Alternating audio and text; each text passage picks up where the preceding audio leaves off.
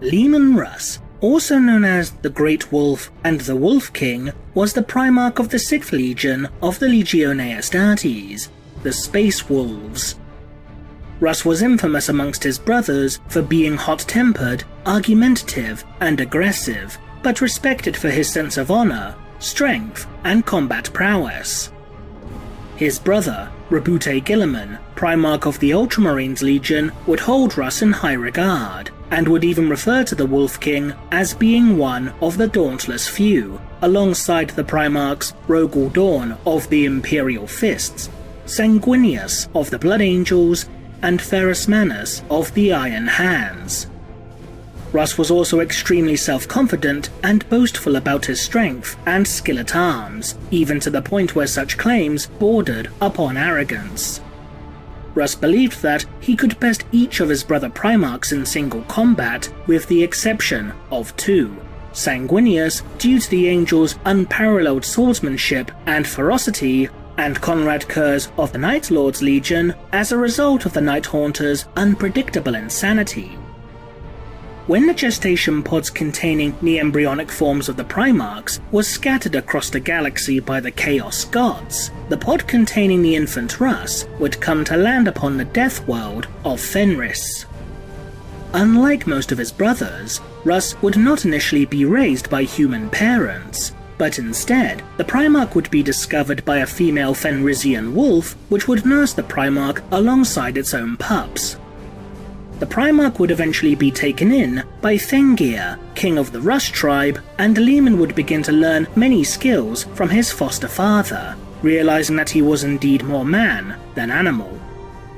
Leman Russ proved to be a natural warrior with no equal upon the world, and despite his feral origins, the Primarch grew to be admired and beloved by his peers. Following the death of Fenrir, Leman would succeed his father and become the king of the Russ tribe.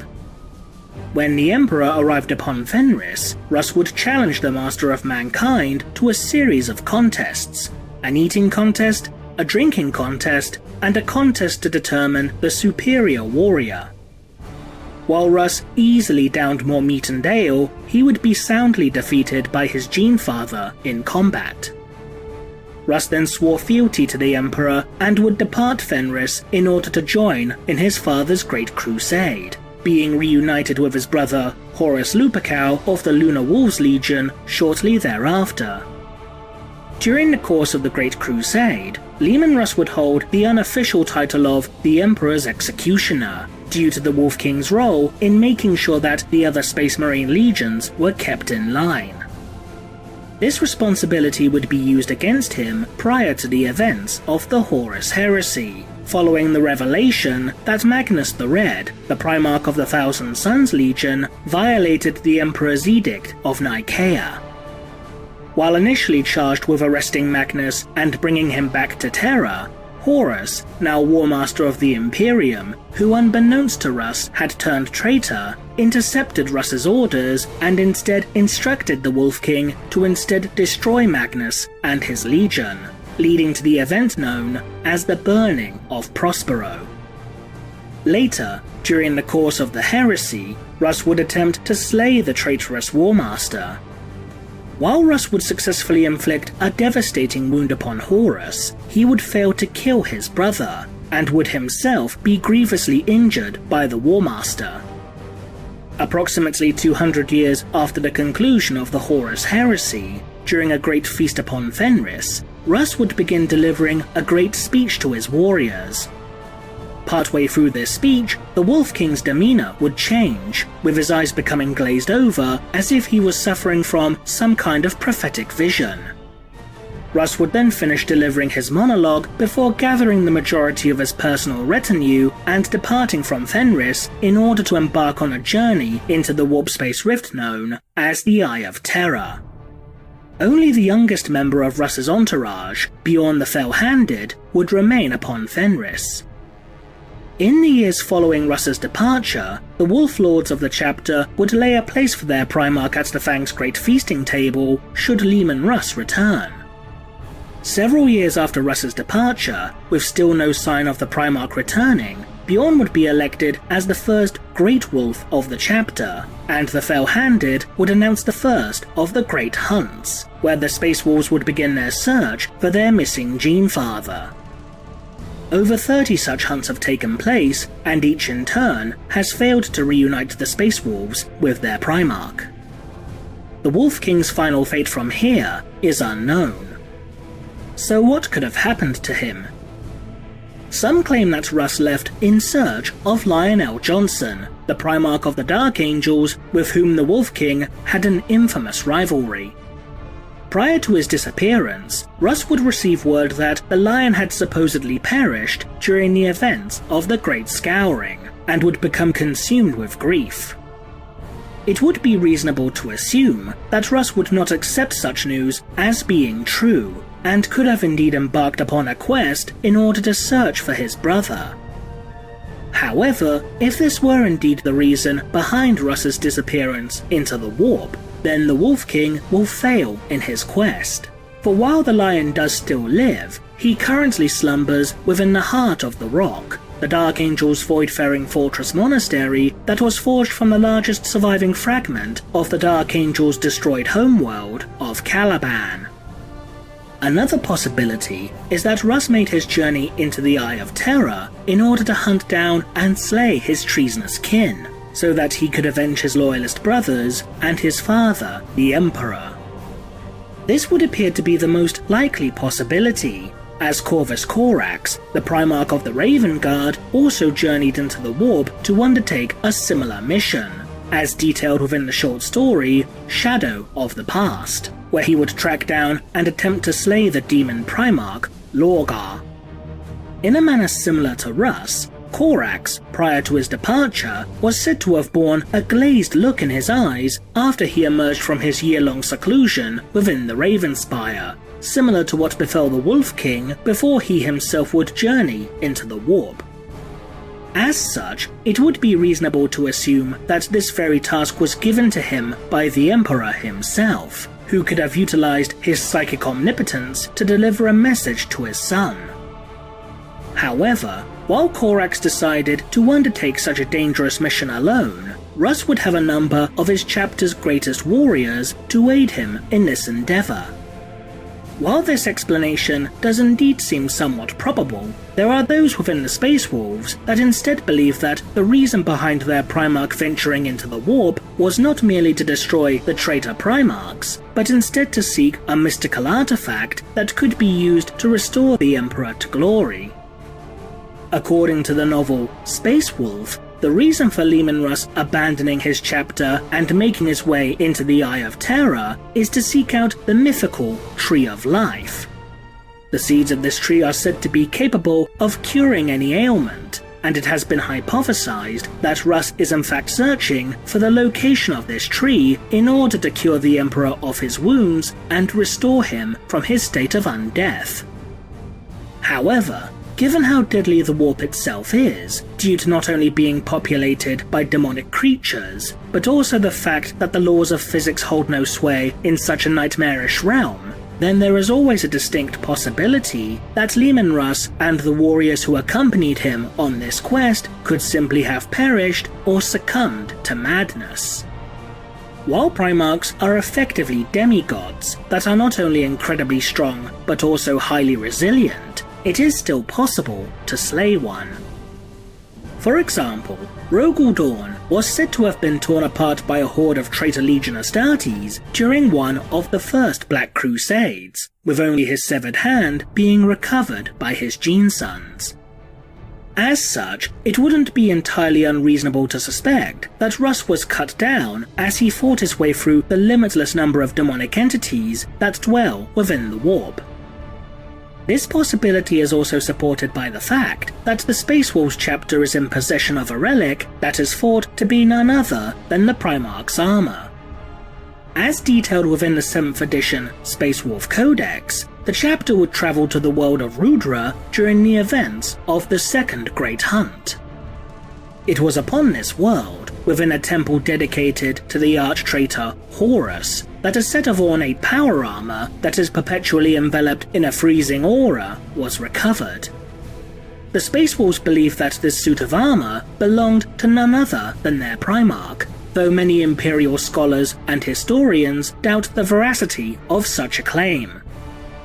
This so-called Armor of Russ is remarkably similar, if not outright identical, to a suit of armor that was indeed worn by the Wolf King, the Armor of Lava Gar. The Armor of Lava Gar is an ornate suit of artificer armor, the origin of which dating back to when Leman Russ first reunited with his legion. The armor itself contains a unique set of exothermic generators that bleed both kinetic and heat-based energies from its immediate surroundings, enveloping it with an aura of what is described as murderous chill. As documented within Horus Heresy Book 7, Inferno, such freezing technology is unique to this armor, with no other examples being known to the Imperium. Given the fact that such technology is exceptionally rare within the Imperium, this would appear to support the notion that the Armor of Russ is indeed the Armor of Lava Gar. This in turn would also reinforce the possibility that Leman Russ had been slain, with his armor being taken as a trophy, which as a result was presumably presented as an offering to a deified Horus within this temple upon Rudra. After all, if Russ was indeed still alive, then why would he have abandoned his armor? There is a final possibility in this regard, that Russ knew that his death was fast approaching. When the Primarch delivered his last great speech to his warriors prior to his departure, the Wolf King makes a note about how he knows he is dying. Listen closely, brothers, for my life's breath is all but spent. There shall come a time far from now, when our chapter itself is dying, even as I am now dying, and our foes shall gather to destroy us. Then, my children, I shall listen for your call in whatever realm of death holds me, and come I shall, no matter what the laws of life and death forbid. At the end I will be there, for the final battle. For the wolf time. Since Russ knew that he was dying, it's certainly a distinct possibility that Russ sought to meet his end fighting as opposed to dying as a feeble or sickly man. Russ, being raised upon Fenris, comes from a world of constant battle and hardship, and the Fenrisian people, as befitting those raised upon a death world, value strength above most other things in life. This cultural touchstone would have been ingrained within Russ's very character during his youth. But there are some discrepancies regarding the final words of the Primarch. Within the audio drama Parting of the Ways, Russ delivers this speech to his warriors but omits any references to his own death. Despite this, the 8th edition Space Wolves Codex prints the quote in its entirety, including his claims of dying. But what if by dying, he didn't mean in a literal sense, but instead a metaphorical one, thanks to his own genetic makeup? The properties of Space Wolf gene seed are rather peculiar even when compared to that of the other first founding legions, with those implanted with such material beginning to manifest a number of unique traits, thanks to a specific component of the chapter's gene seed known as the Canis Helix. These traits generated as a result of the Canis Helix include a heightened sense of smell and hearing even when compared to other chapters of the Adeptus Astartes, canine teeth that continue to grow longer and more pronounced as the Space Wolf ages, and in some cases, yellow eyes. Unfortunately, the gene seed of Russ also contains a prominent flaw, one that can transform those who bear it into little more than feral beasts.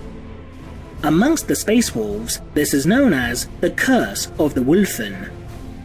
Those who succumb to the Curse of the Wolfen have their skeletal structure split and reshape, their musculature swell and increase in bulk, and thick fur sprouting from their bodies, transforming the once proud warrior into a monstrous creature that hungers for flesh and blood. All aspirants who are initially given the Canis Helix suffer at least partially from the effects of the curse, but force themselves to remain in control of their faculties. should a potential aspirant survive the initiation rites, then the effects of the helix become somewhat stabilized after they receive the additional gene seed implants of the chapter. However, not all manage to control their bestial nature, and even aged and experienced warriors of the chapter can find themselves unexpectedly succumbing to the effects of the curse. While it could be argued that this gene seed flaw would only affect the battle brothers of the chapter and not Leman Russ himself, it is important to note that Stachanus Helix, like the rest of the chapter's gene seed implants, is derived directly from their Primarch's genetic template. As detailed within the novel Deliverance Lost, the Mechanicum genitor Nexin Orlandrias, upon examining samples of pure and untainted Primarch genetic material, would note that the DNA of Leman Russ, documented here as Subject 6, in reference to the Space Wolves being the 6th Legion of the Legiones Astartes, is not entirely human in its composition. We have managed to identify at least 6 unique subcomplexes and protein strands geared towards physical durability, above and beyond that found in the others.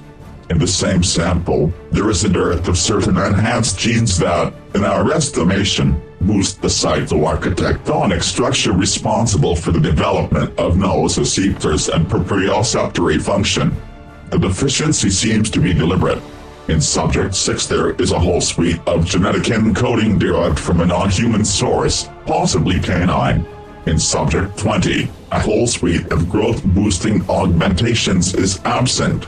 In all, we have catalogued 783 variations between the samples.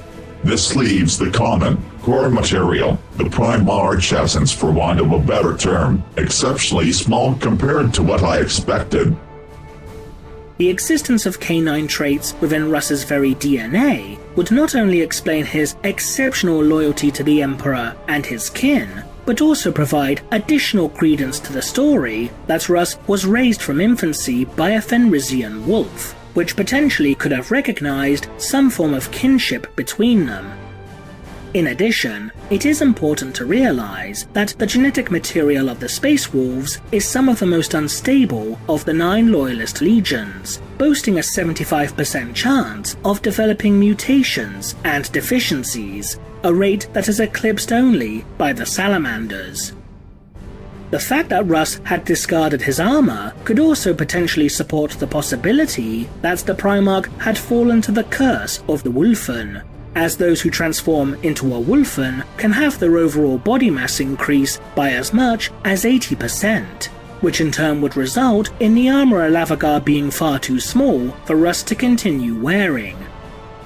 Perhaps Leman Russ simply came to the realization that his body will soon succumb to the curse of the Wolfen, and sought to meet his death in battle as a warrior, before he could devolve into a monstrous beast.